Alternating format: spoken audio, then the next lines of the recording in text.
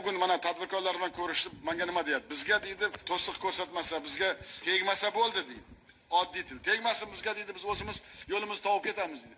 Shuning uchun mana bosh prokurorning o'rinbosari Qoraqalpog'istonga mas'ul va javobgar. Men bugun ko'p prokurorlar bilan o'zimning fikrimni aytdim. Bir ikkita prokurorlar sadoqatli, bir ikkitalari o'yinchi. Men o'zim uchun ko'p narsani xulosa qildim. Nimaga desangiz, ko'zi yonmayapti u prokuror. Bizga undaqa prokurorlar kerak emas.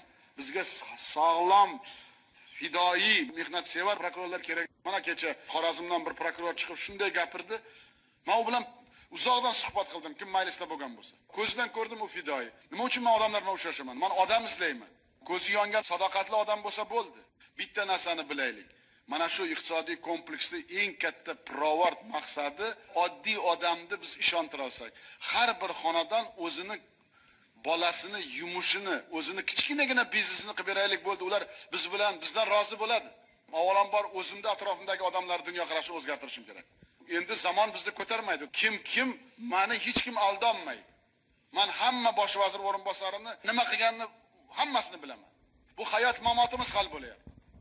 Hayotimiz, ertaga odamlarimiz qaytib kelish kerak. Chet elda yurtdi odamlarimiz kelish kerak.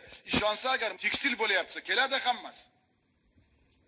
Menga kredit beryapsiz, keladi hammasi.